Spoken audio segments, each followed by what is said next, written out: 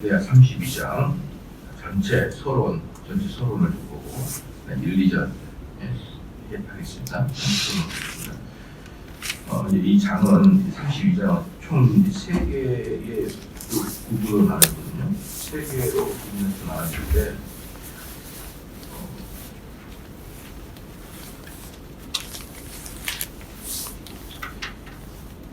1절부터 8절까지가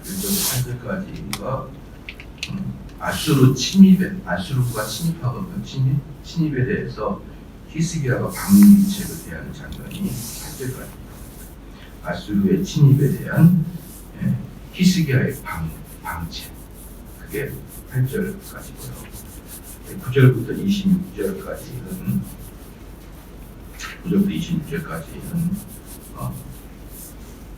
하나님의 도우심으로 산헤립의 공격을 파괴하다. 26절까지 하나님의 도우심으로 산헤립의 공격을 파괴하다. 그 다음에 27절부터 33절까지는 산헤립의 사적 기록을 보았다. 사적 기록을 보았다.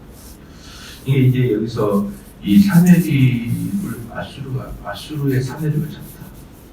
히스기야가 아수르의 산헤립을 쳤다. 보통사건 아니에요. 보통사건. 우리가 중국을 이겼다. 똑같은 겁니다.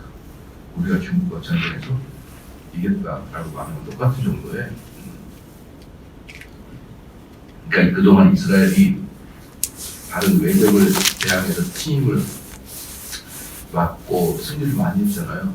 그런 이스라엘이 그동안 했던 나라하고 비교가 안 돼서 다른 나라는 다 우리를 말한다면 베트남, 필리핀 이런 나라가 치면 아수르는 중국 같은 나라가 비교가 안 되는 나라를 쳤던 것이기 때문에 9절 26절까지는 철저히 하나님의 도우심으로 기록하고 있는데, 그러면 이제 우리가 여기서 세 가지를 볼 텐데, 침입한 이유, 왜 아수르 디글라 빌레셀이 왜 유다를 쳤느냐? 이 침입한 이유는 뭐냐면요, 이 아수르의 디글라 빌레셀이라는 이 왕이 엄청나게 이제 강대국이었잖아요. 그 당시 최고의 강대국이었고, 그 다음에 남쪽에 있는 애국은 점점 이제 쇠약해지면서 아수르가 확 성장했다 그랬잖아요. 그러니까 그때 당시에 그 중동의 패권은 아수르에게 속해 있었단 말입니다. 아수르에게. 그런데 그 아수르에게 아수르가 그렇게 강하니까 어디까지 세금을 받았냐면 저기 밑에 아라비아까지 세금을 받았단 말이에요. 아라비아까지. 그러니까 아라비아까지 세금을 받는데, 이 아라비아가 서서히 뭡니까? 뭐라 그럴까요? 서서히 말을 안 들어요. 아라비아. 그러니까 이 아라비아 손을 좀 봐야 되고, 그 다음에 이제 아수르가 최강대국인데, 그때 당시에 최강대국은 아니지만 막 성장하는 나라가 있어서 그게 바로 바벨론이에요. 아수르 다음에 바벨론이잖아요. 근데 바벨론이 성장하는 시기였고, 그 다음에 애국은 말을 잘 안 듣고, 이러니까 아수르가 약간 이렇게 뭐라 그럴까요? 위기의식을 좀 느낀 거죠. 위기의식을 이제 느꼈는데, 그러면은 이 바벨론은 어떤 형태였냐 그러면은, 그때 당시에 히스기야가 그렇게 강대국이었거든요. 히스기야 그때 당시만 해도 이 바벨론, 그때 이제 요 당시에 바벨론의 힘은 어느 정도 됐냐면은 다윗 시대 때의 이스라엘의 힘 정도 되는 거예요. 이때가 다윗 시대 때의 힘. 그러니까 다윗 때 아수르, 다윗 시대, 그 다음에 애국, 이 세 나라가 힘이 비슷하겠잖아요. 그러니까 아수르가 다윗 시대 때 막 성장하는 시간이었고, 다윗은 이스라엘 최전성기였고, 이때 남쪽의 애국은 하향 복수였기 때문에 이 세 개의 라인이 힘이 비슷했습니다. 다윗 때. 근데 이제 시간이 지나니까 뭐라 그럴까요? 다윗의 국가는 쇠약해져가지고 남유다만을 가지고 있었는데, 그 남유다만을 가지고 있는 순간에 가장 그래도 강성한 때가 히스기야 때거든요. 지금 이때입니다. 그러니까 바벨론은 요 히스기야라는 그 남유다의 나라보다 조금 더 강한 조금 더 강한 그런 나라였고, 그래 아수르는 아예 대국이었고 애굽은 계속 하얀곡선이고. 어떻게 좀 이해가 되시죠? 그러니까 그 남유다와 그 다음에 애굽과 바벨론이 연합을 하게 되면 아수르를 한번 좀 대항해 볼 만한, 아수르랑 이렇게 맞짱을 뜰 만한 그런 힘들을 갖고 있는 거예요. 아수르가 아무리 강해도 방금 말했던 그 세 개의 나라가 연대하게 되면 아수르도 함부로 하기는 좀 어려운 그런 상황이었던 것이죠. 그게 이제 바로 이제 그 구도가 됐고, 근데 이제 이럴 때 애굽이랑 남유다 같이 동맹을 맺었거든요. 바벨론, 남유다, 애굽 이 세 나라가 동맹을 맺었어요. 근데 첫 번째로 애굽이 세금을 안 내는 거예요. 그러니까 나수르가 내가 그 애굽을 점령하려고 그럴 테니까 그 유다 너희들 길을 터라 이렇게 얘기하는 거죠. 옛날에 일본이 청나라를 침공을 할 테니까 조선은 길을 터라 이렇게 했듯이, 중국을 침략하러 갈 테니까 조선은 길을 터라 이렇게 이야기했던 것이 일본이 우리를 계속 점령했던, 임진왜란때 한번 쳐들어서 점령하고 구한말 때 우리가 쳐들어왔던 것이 뭡니까? 우리 조선 너희들은 내가 칠 생각은 없지만 너희들을 뒤에 있는 중국을 우리가 칠 테니까 기회가 똑같은 겁니다. 똑같은 거예요. 그러니까 남유다는 어때요? 그럴 수 없다. 이제 그럴 수 없다. 이렇게 이제 해가지고 침입을 하게 된 것이죠. 그 국가 정세는 그렇게 됐습니다. 그러면 이제 그게 1절, 2절의 말씀이고, 그 다음에 쭉 이제 26절까지는 어떻게 이제 경고가 되냐면, 두 번째 경고가 뭐냐면, 유다 왕국과 아수르 왕국 간에 엄청난 설전을 몇 차례 벌려요. 엄청난 설전을 몇 차례 벌리다가 결국은 아수르가 쳐들어오죠. 전쟁이 됩니다. 전쟁이 되고 보니 완전히 이 유다가 이겨버린 거예요. 완벽하게 이겨버린 거예요. 근데 이때 완벽하게 이긴 이유는 누구 때문에 완벽하게 이겼냐면요. 선지자 이사야의 조언과 훈수로 이기게 된 것입니다. 선지자 이사야는 뭐라고 했냐면, 이것은 너희가 애굽이나 바벨론에게 기대서 될 일이 아니다. 이것은 하나님이 너희에게 준 채찍이기 때문에 하나님께 가서 쇼를 봐야 되고 하나님을 의지해야만 된다. 너희들이 지금 국가 정세를 이용하거나 너희 국방력을 이용해서는 아수르를 이길 수가 없다. 하나님만이 개입을 해서 하나님께서 치셔야 된다. 이렇게 하셔서 그렇게 이제 하셨더니 32장 12절에 이 히스기야가 여호와의 산당들과 제단들을 제거하여 버리고 유다와 예루살렘에 명령하여 이르기를 너희는 다만 한 제단 앞에서 예배하고 그 위에 분향하라 하지 않았느냐. 이제 그냥 히스기야는 그러니까 제단으로 가서 하나님을 의지했습니다.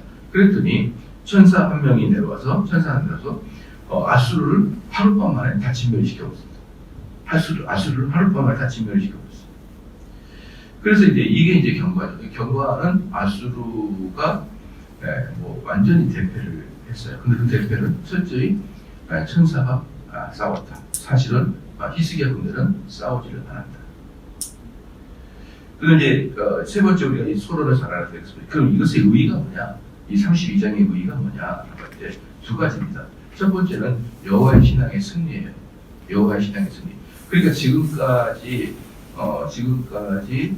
이스라엘에게 하나님을 아주 경멸했던 그 외적들은 다 진멸을 당했습니다. 하나님을 경멸했던 외적들은 다 진멸을 당했습니다. 그런데 이 사내립도 얼마나 여기서 진두지휘했던 이 사내립이라는 사람이 얼마나 이 전쟁에 앞서서 유다의 하나님을 경멸했는지 몰라요. 그래서 첫 번째 의의는 뭐냐면 여호와의 신앙의 승리다. 승리. 두 번째 의의는 뭐냐면 유다의 명맥을 이어갔다. 유다의 명맥을 했다. 왜 유다의 명맥을 이어갔냐면 이 당시 어떻게 전쟁이 터졌냐면요. 좀 더 구체적으로 보면 이미 북이스라엘이 멸망한 상태예요. 아수르에게. 지금 이 상태가 남유다만 남았단 말입니다. 그런데 이때 이제 북이스라엘에 있던 그 지파사들 전부 다 아수르 본토로 데리고 가가지고 사방에 뿌려버렸다니까요. 사방에 뿌렸고 그런데 이제 아직 가지 않은 사람들도 숨어있는 사람들이 아직 북이스라엘에 있잖아요. 근데 상당히 많은 사람을 끌어가가지고 아수르 본토에 전 세계에다 뿌려버렸습니다. 아수르가 지배하고 있는 그 패권 제국에 여기에다 뿌려버렸어요. 그런 다음에 전 세계 그 자기들이 지배하고 있던 세계 여러 나라 민족들, 이방 민족들을 이 북이스라엘에 갖다 놓은 거예요. 그러니까 사람들을 교체시켜버렸습니다. 그렇게 되면서 이 북이스라엘은 이스라엘의 피를 갖고 있는 사람과 이방인들이 섞여 살게 되는 그 북이스라엘 본토가 됐고, 그런 정도, 그러니까 이방인들을 거기다 심어놓으면서 그들이 느슨하게 아수르의 지배를 받고 있었단 말이에요. 그러니까 이 아수르의 제국에 속해 있는 사람들을 끄집어다가 북이스라엘에다 던져놨으니 막 그 사람들이 강하게 강하게 그들을 지배하지 않아도 그들은 아수르 국민들이기 때문에 느슨하게 아수르에게 지배를 받고 있는 상태였다는 것이죠. 그러니까 여기서 히스기야가 남유다뿐만 아니라 북이스라엘 전체에 대해서 종교개혁을 단행한다고 공포할 수 있었던 이유가 바로 그런 이유 때문에. 그러니까 38선이 있지만 그 38선은 어때요? 자유롭게 왕래할 수 있는 그런 단계였습니다. 그러니까 이 히스기야를 중심으로 해서 종교개혁을 단행하는 것을 이 아수르가 알았지 않겠습니까? 아수르가 딱 보니까 저러다가 뭔가 큰일을 내겠다 싶어가지고 어떻게 한 거냐 그러면 전쟁을 들어간 거예요. 그러니까 전쟁 전에 너희들 서로 연합해가지고 통일해서 나에게 대항하려고 그런 것 같은데 이래서 계속 설전을 벌이다가 결국은 침입하게 된 거거든요. 그럼 만약에 아수르가 남유다 침입해서 어떻게 됐을까요? 북이스라엘과 똑같은 운명이 되죠. 어떻게? 다 뿔뿔이 흩어져 버리게 되는 거죠. 다행히 바벨론에게 포로가 되기 때문에 바벨론 수도로 끌고 가서 거기서 바벨론은 그들의 사람들을 모두 한 곳에 모아놓은 그런 정치를 폈다 그러면 아수르 흩뿌른 정치를 폈기 때문에 그나마 바벨론으로 끌려간 유대는 70년 후에 다시 복귀를 했었는데 아수르는 영원히 복귀를 안 시키고 같이 멸망을 해버렸다는 것이죠. 이런 의미가 되셨죠. 그렇기 때문에 의의가 뭐냐면 두 번째가 유다의 명령이 있어요. 만약에 이제 아수르에게 잡혀갔으면 이스라엘 자체가 이스라엘이 없어졌는데 아수르한테 이김으로 말미암아 남유다가 살아남을 수가 있었다라는 것이죠. 그래서 제가 이 서론에서 침입의 이유를 말씀드렸고요. 그 다음에 그 경과를 말씀드렸고 이 전쟁의 우리 즉 여호와의 신앙의 승리와 유다의 명령을 유지하겠다라는 것을 여러분에게 말씀드렸습니다. 그러면 이제 1절부터 2절 말씀을 드리는데 또 하나 좀 더 서로를 좀 본다면요. 히스기야는 웃기게 철저하게 신앙을 했잖아요. 철저하게 신앙을 했으면 하나님 그들에게 복을 주셔서 전염병이나 전쟁이 나지 않게 해야 되는데 놀랍게도 히스기야가 다윗 왕 이후에 최고의 왕이었는데 어떻게 그렇게 철저히 종교개혁을 단행했는데 이런 어마어마한 전쟁을 하나님이 주었느냐라고 할 때 두 가지를 볼 수가 있는 것이죠. 첫 번째는 여전히 히스기야가 다윗 같지는 않았어요. 왜냐하면 히스기야하고 다윗의 가장 결정적인 차이는 뭐냐면요. 다윗은 애달품이 있어요. 하나님을 향한 그 애달품. 자녀들도 그런 애가 있잖아요. 엄마가 밖에 나갔다가 들어올 때까지 엄마만 생각하는 그런 아이가 있는가 하면 엄마가 들어오든 말든 자기 일에 재미를 붙여서 엄마가 오는 것을 조금 덜 애달게 기다리는 그런 자녀들 있잖아요. 그래서 그런 자녀가 있어. 어떤 애는 엄마만 생각하고 나가서도 엄마 좋은 거 사오고 맛있는 거 사오고 이러는 애들이 있다가 지만 생각하는 경우가 있거든요. 그렇게 이제 두 가지 예들도 있듯이 다윗이 그렇게 주님만 생각하는 거예요. 주님만. 다윗은. 근데 이제 히스기야는 잘하는데 엄마를 그렇게 다윗처럼 애살진 않아요. 잘하는데. 그래서 히스기야에게 우리 하나님께서 더욱더 당근과 틱으로 다윗과 같은 그런 인격의 왕을 만들기 위해서 이런 전쟁을 벌린 것이죠. 두 번째는 뭐냐면 그러니까 하나님이 개입하셔서 이 히스기야에게 큰 도움을 준 것이죠. 히스기야에게 큰 전쟁에 승리라는 선물을 주게 되므로 당근과 채찍을 같이 이렇게 줬던 사건이 바로 이제 32장의 사건이에요. 좀 이해가 됐나요? 그래서 이제 1절에 보면은 이 모든 충성된 일을 한 후에 이것은 뭐냐 그러면 히스기야의 종교개혁이 아주 철저했다는 걸 보여줘요. 충성된 일을 한 후에 히스기야의 종교개혁을 철저히 한 후에입니다. 종교개혁이 매우 신실하게 그리고 확고하게 되었다는 것을 보여주고 있는 것이고요. 한해 아수르왕 사네립인데 이 사네립은 그의 아버지 사르곤 2세, 사네립의 아버지가 사르곤 2세거든요. 이 사르곤 2세가 이 지금의 아수르를 만들었던 사람이고, 이 사르곤 2세가 북이스라엘을 완전히 멸망시켰던 사람이에요. 그러니까 사르곤 2세가 사실은 더 강력했던, 이 사네립보다는 그 아버지 사르곤 2세가 훨씬 더 이 아수르의 나라에서는 강력하고 유명했던 왕이 그 아버지예요. 그런데 그 아버지 사네립 2세로부터 난 사네립이 유다를 쳐들어왔는데, 이 사네립의 성격은 매우 교만하고 매우 잔인합니다. 매우 교만하고 매우 잔인. 그러니까 능력은 아버지만큼 못하는데 그의 성품은 정말로 잔인합니다. 여러분들 보면은 우리도 보면은 왕들이 백성들을 위한 그런 왕들이 좀 있잖아요. 그런데 왕들은요 기본적으로 다 악합니다. 왜 기본적으로 악하냐 그러면은 왕들에게는요 백성들을 위한다는 그런 마음이 없어요. 왕들은 그냥 모든 백성은 나를 위해서 존재하는 거예요. 왕을 위해서 존재. 그래서 모든 상권이 분리되지 않고 모든 것이 왕의 입에 의해서 그 나라가 운영이 되기 때문에 왕들은 기본적으로 백성을 위하겠다. 내 백성들이 굶기를 원하지 않다. 그런 게 별로 없어요. 그냥 왕이 되는 사람들은 어릴 때부터 저 사람들은 거의 짐승과 같은 거예요. 왜 짐승과 같으냐면 말 안 들으면 죽일 수 있고, 말 안 들으면 감옥에 넣을 수 있고, 예쁘면 누구든지 내 마음으로 끄집어낼 수 있고, 그게 누구든지 상관없이. 그러니까 사람을 인격적으로 보지 않고 모든 왕들은 비인격적 존재, 즉 짐승과 같이 봤단 말이에요. 그러니까 왕들이 선할 수는 없어요. 다 악합니다. 다 악해요. 여러분들이 세종대왕도 상당히 우리에게 성군이라고 칭하지만 세종대왕도 상당히 많이 우리에게 어려운 적이 있었어요. 왜냐하면 이 조선이라는 나라가 뭐라 그럴까요? 노예 제도가 강력하게 확립된 게 바로 세종 때부터. 노예 제도가 강력하게 확립된 게 세종 때예요. 다른 나라는요, 여러분 이런 일이 있습니다. 외국의 그 일화를 보면은 왕과 노비가 결혼해가지고 이 노비가 탁 승진하고 막 그러는 경향이. 옛날에는 아주 밑줄 같은 거였었는데 왕의 아내가 돼가지고 승진해서 그 옛날 사람 복수하고 막 이런 것들이 많이 있거든요. 그러니까 노비라 그럴지라도 남편을 잘 만나면 승진하는 겁니다. 근데 우리나라는 세종대가 뭘 만드냐면요, 어떤 사람들이 노비가 되면 노비를 추락해야 돼요. 노비랑 결혼하게 되면 노비를 추락해버려야 돼요. 그러니까 다른 나라들은 노비랑 일반인이 결혼하게 되면 노비의 역할이 해방이 되는데 우리는 노비랑 결혼하게 되면 누구든지 노비가 돼버려요. 그러니까 한 번 노비가 되면 영원한 노비고 노비는 점점 많을 수밖에 없어요. 그래서 조선의 나라는요 거의 반 이상이 노비가 돼버려요. 나중에 구한말 되면요 그 왜 이제 갑신정도 가도정국이 이렇게 되냐면 거의 다 노비니까 살 수가 없어요. 사람이 소망에서 살죠. 근데 그 노비를 그렇게 조선의 땅에 많이 기틀을 마련한 게 바로 세종이었단 말이에요.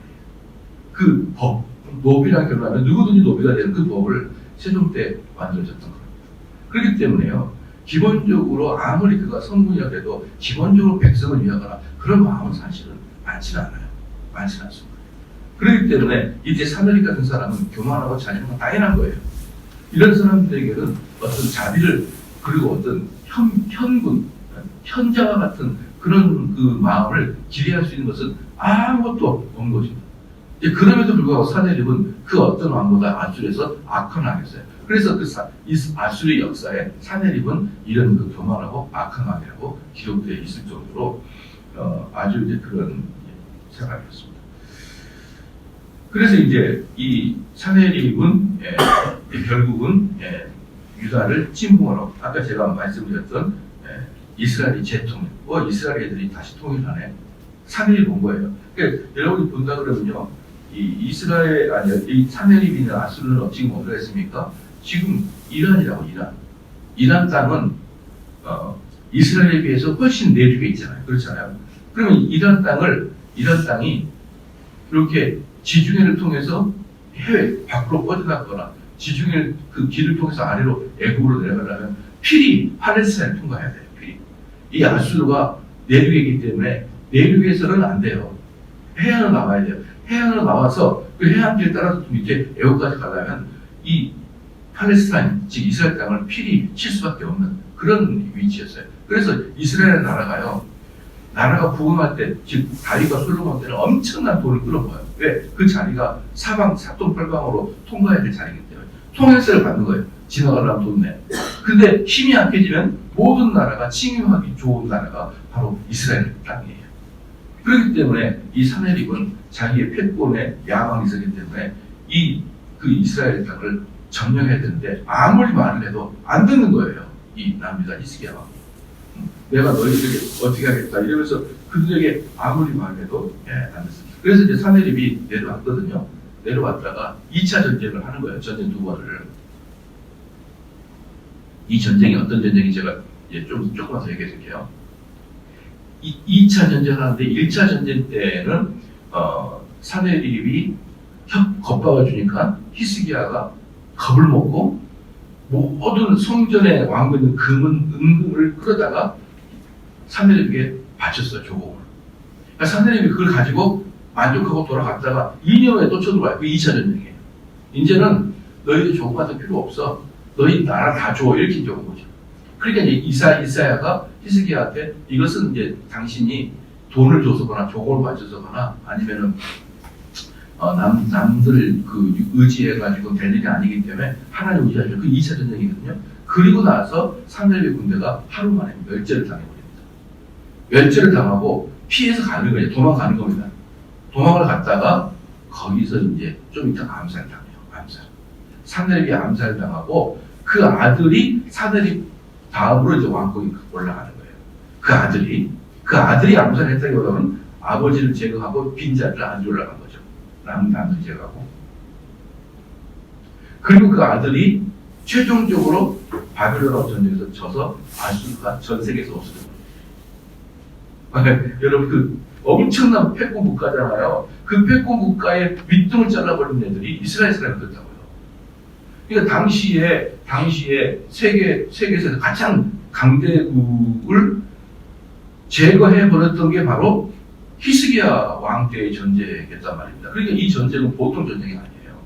이 전쟁이 보통 전쟁이 아니라 그래서 옛날에 우리가 수나라하고 강남찬이가 그 전쟁을 하죠. 수나라가 멸절을 당했잖아요. 그래서 수나라 왕이 올라가서 암살당하고 수나라가 결국 지구상에서 사라지게 된 것도 비슷한 거예요. 그게 우리와 이스라엘이 아주 비슷한 사건들이에요. 그래서 이 아수르라는 나라가 지구상에서 영원히 멸망하게 된 그 기초가 된 전쟁이 바로 사내립의 2차 원정이었다. 2차 원정. 그 2차 원정이 끝나고 사내립은 암살을 당하고 그 아들이 결국 포로를 받아서 왜 했겠습니까? 군사가 그렇게 많이 죽어버리니까 그때 바벨론 어때요? 이제 우리가 노력해봐야지 하면서 팍 성장해버려요. 성장을 해버리고 아수르를 침체해버리니까 그냥 그 다음 세대 때 제가 침략하니까 아수르 손을 번쩍 들고 지구상에서 사라지고 말았다는 것입니다. 그리고 이제 이 역사적 사실이 아수르의 기념비에 다 포함되어 있어요. 뭐라고 했냐면 첫 번째 1차 전쟁 때 사내립이 전쟁을 했을 때 남유다의 46개성을 빼앗았다는 게 있어요. 그래서 이게 고고학적으로 진짜 사건이었던 것이 증명이 된 겁니다. 페르시아 그쪽 지역에 고고학이 상당히 발달되어 있어요. 바벨론 지역, 아수르 지역, 페르시아 지역이 고고학이 엄청나게 발달되어 있습니다. 그때도 고고학자들이 전부 다 이 성경 보고 가서 살린 거예요. 성경 보고. 성경이 기록되는데 그런 제국이 있다는데 한번 찾아보자. 그래서 왜? 그때 1800년도 이때 전부 다 유럽 애들 다 기독교 애들이잖아요. 그러니까 과학자들이 앞다투 가가지고 그 모래판 파고 하니까 모래판과 1800자씩 파고 들어가요. 1800자씩 파고 들어간 이유가 뭐예요? 있다는 확신성도 파고 들어가는 거예요. 근데 파고 들어가 보니까 비석도 있고 궁전도 있고 막 그런 거예요. 모래도 있고 엄청 많죠. 그것을 고고가 찾아보니까 이런 사건들이 기록이 있는 거예요. 아수르 그 지역에 가가지고 보니까 사내립을 가가지고 이스라엘의 46개성을 점령하였다는 것입니다. 그게 바로 1절입니다. 이 모든 충성을 이루한 후에 아수르 왕 사내립이 유다에 들어와서 견고한 성읍을 향하여 진을 치고 점령하고자 한지라. 그리고 히스기야가 사내립이 예루살렘 치러 온 것을 보고, 히스기야가 사내립이 치러 온 것을 이제 이게 2차 전쟁이다. 1차 전쟁은 뭐예요? 가서 돈 내라. 그러니까 싹 긁어 모았어요. 그런데 지금 32장은 2차 전쟁을 이야기하고 있는 거예요. 근데 여기에 비해서 열왕기하 18장에 보면은 1차, 2차 전쟁은 딱 정확하게 구분을 합니다. 1차, 2차 전쟁은 딱 정확하게. 그러면은 왜 열왕기에서는 1차, 2차 전쟁의 경과를 정확히 보고했는데 왜 32장에서는 1차 전쟁은 안 쓰고 2차 전쟁만 썼느냐? 목적이 분명하거든요. 역대기의 목적이 분명합니다. 역대기 목적은요, 역사를 역사로 기록한 게 아니에요. 역대기 목적은 하나님이 히스기야에게 복을 줬다는 것을 보여주는 거예요. 하나님이 히스기야, 지금 남유다와 함께하고 있다는 걸 보여주는 거예요. 그렇기 때문에 히스기야가 패배를 했던 1차 전쟁을 빼버리고 히스기야가 완벽하게 이겼던 2차 전쟁을 딱 기록하게 되므로 하나님은 여전히 남유다와 함께하고 있다. 이 이야기. 그러면 여러분 물어볼게요. 왜 이 남유다와 함께하고 있는 것을 보여줬느냐? 왜 그랬을까요? 이 역대기를 쓴 사람이 누구라 했습니까? 에스라로 추정된다. 에스라 이것이다라고 거의 확실합니다. 그럼 에스라가 언제입니까? 바벨론 포로에서 끌려갔다가 복귀한 이후에 쓴 거예요. 바벨론 포로 끌려갔다가 복귀한 이후에 썼기 때문에 지금 이 역대기를 듣는 청중은 누구냐 그러면 바벨론에서 70년간 포로 생활하고 와서 패망한 남유다. 모든 것이 무너져 있는 집이라고 지력 전부 다 쓰러져 있는 예루살렘도 다 쓰러져 있는 이 허탈한 마음에 남유다 사람들에게 이거 쓴 거예요. 우리 민족이 어떤 민족이지 아니? 하나님 우리가 어떻게 하고 있는지 아니? 이렇게 우리 쓴 거란 말이에요. 그렇기 때문에 남유다가 잘못한 것이나 남유다가 진 것이나 남유다가 하나님께 죄 짓는 것들 가급적이 빼버려요. 가급적은 빼든지 아니면 조금 이야기하든지. 그리고 거의 대부분 무엇을 얘기합니까? 하나님 우리가 이렇게 하게 됐어. 하나님 우리가 이렇게 하고 있어. 자, 이런 말씀에 비해서, 이 역대기의 말씀에 비해서 이사야서나 에레미야는 어떻습니까? 회개하라는 거, 회개하라. 너희들 회개하지 않으면 너희들 죽을 것이라는 것이죠. 그럼 그때 독자는 누굽니까? 그때 청중은 누구예요?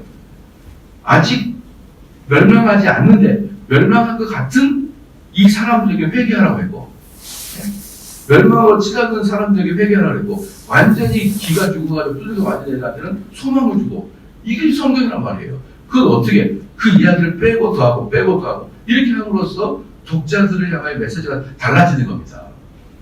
그러니까 저는 우리 그 성도들에게 하고자 하는 말이 그거예요. 힘들어하는 사람에게는 위로해주고, 신앙생활 똑바로 못한 사람에게는 책망하고 이래야 되는 거란 말이에요. 그런데 그냥 기계적으로 똑같이 목사님이 이렇게 말씀했어. 너 회개해야 돼. 힘들어 죽겠는 사람한테 너 회개해야 돼.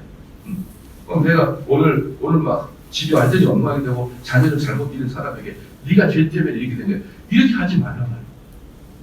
자녀를 잘못 키운 사람, 자녀를 잘못 키워가지고 자녀가 정말 버릇없고 자녀가 공부도 안 하고 뭐 비전도 없이 사는데 부모가 이 자녀를 책망도 안 하고 그런 사람에게는 자녀 그렇게 키우면 안 돼. 이렇게 얘기하잖아. 이렇게 얘기하는 거야. 이렇게. 그 자녀 그렇게 키워가지고 자녀가 나중에 어떻게 되려고 그러냐. 이렇게 책망을 해야 되지만 자녀가 이제 뭐 완전 인간 망가져가지고 심지어 뭐 청소년 해가지고 소년원 갔다 오고 뭐 감옥도 갔다 오고 그런 애들한테 네가 자녀를 그렇게 키우면 안 돼. 이렇게 하면 되냐 이 말이에요.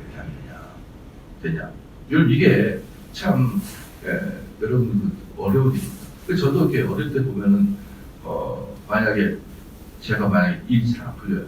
일이 안 풀리면은 뭐 이제 주변 사람들이 너 그럴 줄 알았다. 너 공부 그렇게 하는 거 그렇게 알아봤어.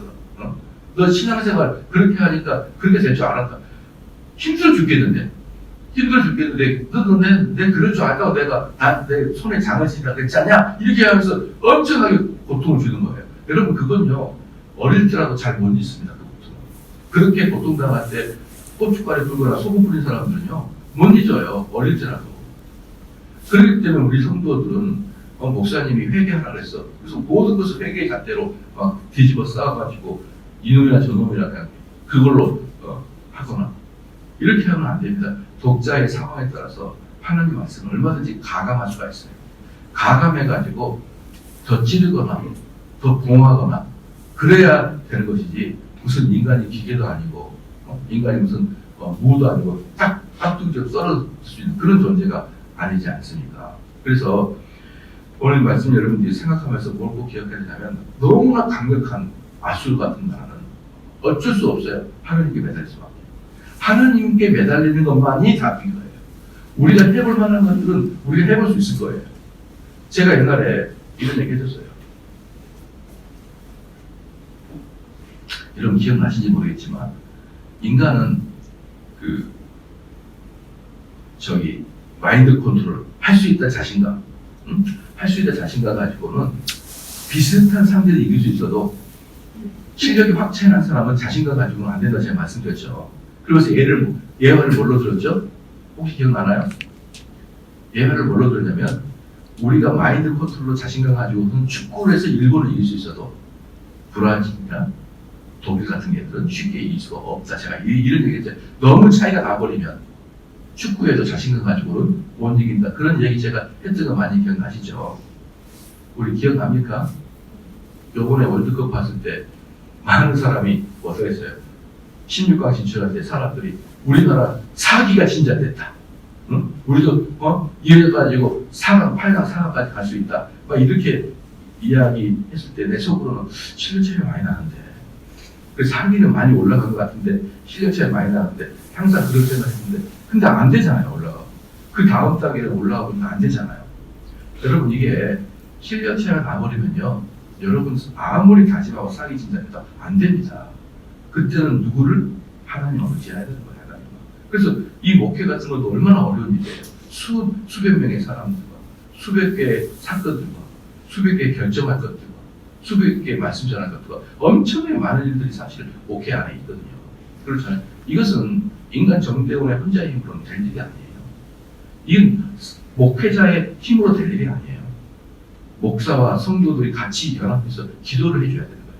기도만이 이 목회가 끌고 가는 것이고 기도만이 사람이 변화되는 것이지 사람의 새치어로 어떻게 사람을 바꿉니까? 절대로 못 바꾸는 거예요. 아무리 설교를 잘해봐요. 성령의 역사가 없이는 사람을 못 바꿔요. 근데 그 성령의 역사는 말씀과 기도 외에는 방법이 없거든요.